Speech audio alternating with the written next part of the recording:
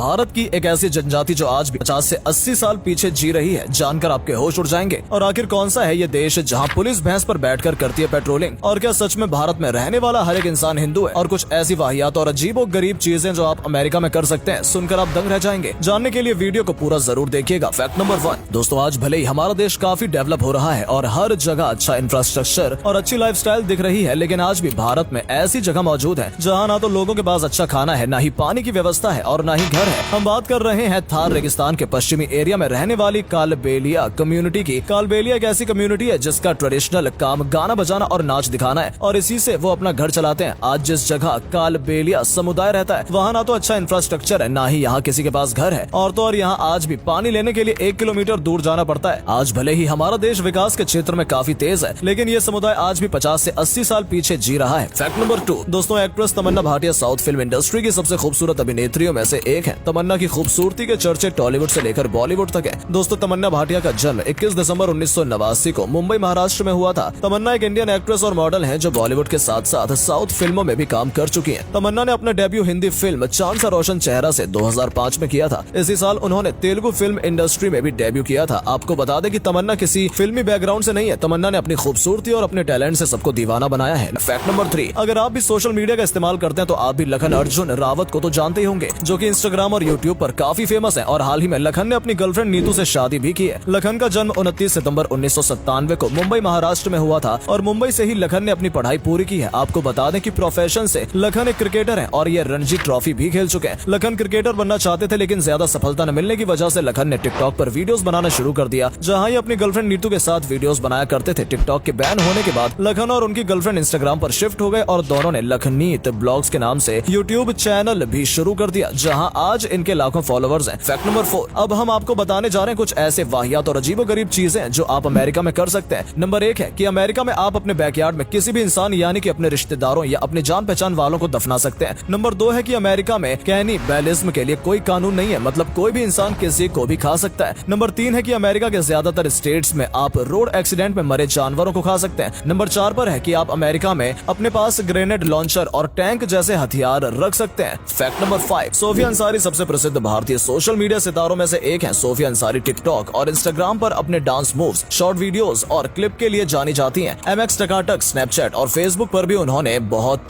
ज्यादा प्रशंसक इकट्ठे किए। टिकटॉक पर सोफिया अंसारी के 56 लाख से ज्यादा फैन है और मई 2021 तक इस पर 93.9 मिलियन से अधिक लाइक्स हैं। इंस्टाग्राम पर इनके 5.9 मिलियन से ज्यादा फॉलोअर्स हैं। सोफिया अंसारी एक प्रसिद्ध टिकटॉक स्टार हैं, जिन्हें कुछ लोग टिकटॉक क्वीन के नाम से भी जानते हैं। उनका जन्म 30 अप्रैल 1996 को सूरत, गुजरात में हुआ था। सोफिया टिकटॉक पर लिपसिंग करने वाले वीडियोस की वजह से वायरल हो गई थी। टिकटॉक पर सोफिया के वर्तमान में 5 मिलियन से अधिक फॉलोअर्स और 98 मिलियन से अधिक लाइक्स हैं। 2020 में टिकटॉक पर बैन लगने के बाद उन्होंने यूट्यूब चैनल पर वीडियो बनाना शुरू कर दिया। यूट्यूब पर उनके 158,000 सब्सक्राइबर्स हैं। वो यूट्यूब पर व्लॉग और ज्यादा शॉर्ट वीडियोस अपलोड करती हैं। सोफिया अब MX टकाटक ऐप पर भी वीडियोस पोस्ट करती हैं, जो खूब वायरल होता है। और इंस्टाग्राम पर उनके 4.7 मिलियन फॉलोअर्स हैं। मार्च में उनका एक वीडियो इंस्टाग्राम पर वायरल हुआ, जिससे उनकी फैन फॉलोइंग तेजी से बढ़ गई। सोफिया अंसारी की उम्र 2021 तक 25 साल है। उनकी राष्ट्रीयता भारतीय है। सोफिया का धर्म इस्लाम है। सोफिया अंसारी की राशि कुंभ है। वो अपने beautiful looks, dancing style, cute smile और हॉट पर्सनैलिटी के लिए मशहूर है। सोफिया अंसारी का जन्म 30 अप्रैल 1996 को गुजरात, भारत में एक इस्लाम परिवार में हुआ था। उसने अपनी स्कूली शिक्षा प्राप्त की और गुजरात से स्नातक की पढ़ाई पूरी की। वर्तमान में सोफिया अंसारी मुंबई, महाराष्ट्र, भारत में रहती हैं। वो सिंगल और इंडिपेंडेंट गर्ल है। सोफिया अंसारी अपने काम में बिजी रहती हैं। वो किसी के साथ रिलेशनशिप में रहने के बजाय अपने करियर पर पूरा फोकस करती हैं। वो खुशी से सिंगल है और अपना जीवन पूरी तरह से जी रही है। फैक्ट नंबर 6 दोस्तों, जुबीन वो सिंगर है जिनकी एक समय में तुलना म्यूजिक इंडस्ट्री के टॉप सिंगर्स अरिजीत सिंह और आतिफ असलम से की जाती थी। इंडिया म्यूजिक इंडस्ट्री के कलाकार जुबिन नौटियाल आज के वक्त में बहुत ज्यादा मशहूर है और यूथ में भी इनके गानों के लिए जबरदस्त प्यार देखा जाता है। चाहे कोई सैड सॉन्ग हो, लव सॉन्ग हो या चाहे भक्ति गीत हो, जुबीन ने सभी गाने शिद्दत से गाए हैं और तभी इनके गाने लोगों के दिलों को छूते हैं। आज के वक्त में जुबीन की पॉपुलैरिटी भला कौन नहीं जानता है, लेकिन दोस्तों एक समय था जब जुबीन को अपनी लाइफ में कई फेलियर्स का सामना करना पड़ा था और अपने करियर को लेकर जुबीन ने कई मुश्किलें देखी, मगर जुबीन रास्ते पर डटे रहे और कभी हार नहीं मानी। जुबीन ने कई रियलिटी शो में ऑडिशंस दिए थे, लेकिन उन्हें इन शोज में कामयाबी नहीं मिली। किसी न किसी वजह से शो के जज जुबीन को शो से एलिमिनेट कर देते थे। यही वो मोड़ था जब जुबीन को कई फेलियर्स का सामना करना पड़ा था। MTV के एक सिंगिंग शो एक्स फैक्टर में जुबीन को रिजेक्ट कर दिया गया था, जहां से जुबीन को निराश होकर लौटना पड़ा था, मगर जुबीन अपने पैशन पर काम करते रहे और फिर 2014 में जुबीन ने हिंदी म्यूजिक इंडस्ट्री में कदम रखा। इन्होंने अपना पहला गाना एक मुलाकात गाया, जो कि काफी हिट रहा। और इसी साल जुबीन ने द शौकीन मूवी का मेहरबानी सॉन्ग भी गाया था। ये जुबीन का टर्निंग पॉइंट रहा क्योंकि ये इतना बेहतरीन गाना था जिसने लोगों के दिलों को छुआ। इस गाने के बाद जुबीन की फैन फॉलोइंग बढ़ने लगी थी। दोस्तों, बताया जाता है कि अब अक्षय कुमार ने जुबीन को ये गाना गाते सुना तो अक्षय ने जुबीन को ही इस गाने के लिए चुना, जबकि इस गाने को कोई दूसरा सिंगर गाने वाला था। इसके बाद तो जुबीन एक के बाद एक हिट गाने गाते चले गए। इस सॉन्ग की कामयाबी के बाद जुबीन को 2015 में बजरंगी भाईजान फिल्म का जिंदगी सॉन्ग के लिए upcoming male vocalist of the year award भी मिल गया और म्यूजिक इंडस्ट्री में इनकी डिमांड और ज्यादा बढ़ गई थी। जुबीन ने बावरा मन, द हम्मा सॉन्ग, रात बाकी, ढल जाऊं मैं तुझमें, लो सफर, दिल चाहते हो, हम नवा मेरे जैसे कई हिट सॉन्ग गाए और यही वजह है कि आज जुबीन टॉप सिंगर्स में से एक है। फैक्ट नंबर 7, करोड़ों लोगों के दिलों की धड़कन शाहरुख खान के बेटे आर्यन खान का आधा जीवन कंट्रोवर्सी में ही बीता है। कभी आर्यन खान का नाम अमिताभ बच्चन की पोती नव्या से जोड़ा जा रहा था तो कभी आर्यन खान पर ड्रग्स लेने का आरोप लगाया गया। हालांकि ये दोनों ही आरोप झूठे साबित हुए, लेकिन इन सब के बीच आर्यन खान की इमेज पर बहुत बुरा असर पड़ा और लोग इनके बारे में अलग अलग तरह की बातें करने लगे क्योंकि आर्यन खान किंग खान शाहरुख खान के बेटे हैं। और ये बात आर्यन खान भी जानते हैं कि वो अपनी जिंदगी में कुछ भी अचीव क्यों न कर लें, उन्हें अप्रिशिएट नहीं मिलेगा क्योंकि वो कभी भी अपने फादर यानी शाहरुख खान के बराबर नहीं पहुंच सकते। और यही वजह है कि आर्यन खान ने बॉलीवुड में एक्टिंग करने की जगह राइटिंग करने का फैसला किया और अभी ये कुछ फिल्में लिख रहे हैं जो जल्द ही आपको शाहरुख खान के production house red chilli entertainment की तरफ से रिलीज होती हुई नजर आएंगी। लेकिन ये बात तय है कि आर्यन खान भले कितनी भी मेहनत क्यों न कर ले, ये शाहरुख खान से हमेशा पीछे रहेंगे क्योंकि ये बात शाहरुख खान खुद एक इंटरव्यू में कह चुके हैं। फैक्ट नंबर 8, आपने आज तक अलग अलग देशों की पुलिस की हाई टेक कारों या बाइक्स पर पेट्रोलिंग करते या घूमते देखा होगा, लेकिन क्या आपने कभी किसी देश की पुलिस को भैंस पर पेट्रोलिंग करते देखा है? जी हाँ, भैंस पर। हम बात कर रहे हैं ब्राजील में मौजूद मराजो आइलैंड की, जहाँ की पुलिस पेट्रोलिंग के लिए कार्स या बाइक नहीं बल्कि भैंसों का इस्तेमाल करती है। मराजो द्वीप की पुलिस हर दिन विशाल भैंसों पर पेट्रोलिंग करती है जो कि यहाँ की एक परंपरा भी मानी जाती है। आपको जानकर हैरानी होगी कि इन विशाल भैंसों का वजन 1000 पाउंड से भी ज्यादा होता है। फैक्ट नंबर 9, बॉलीवुड की सबसे खूबसूरत अभिनेत्री ऐश्वर्या राय भले ही कई हिट फिल्में देने के बाद अब शिल्पा शेट्टी की तरह शादी करके सेटल हो चुकी हैं, मगर एक समय था जब ऐश्वर्या की खूबसूरती और एक्टिंग के आगे बॉलीवुड के कई दिग्गज अपना दिल दे बैठे थे, जिसमें सबसे पहला नाम आता है राजीव मूलचंदानी का, जिन्हें ऐश्वर्या का पहला प्यार भी कहा जाता है। दोनों की मुलाकात तब हुई जब ऐश्वर्या मॉडलिंग किया करती थी और दोनों के साथ में कई प्रोजेक्ट्स भी किए। फिर ऐश्वर्या का नाम सलमान खान से जोड़ा जाने लगा और देखते ही देखते दोनों बॉलीवुड के सबसे चर्चित कपल बन गए। इनफैक्ट सलमान तो ऐश्वर्या से शादी तक करना चाहते थे, लेकिन दोनों के रिश्ते में ऐसी दरार पड़ी कि आज भी ये दोनों आमने सामने आने से कतराते हैं। सलमान से ब्रेकअप के बाद ऐश्वर्या के जीवन में विवेक ओबरॉय की एंट्री हुई, जिसका खुलासा खुद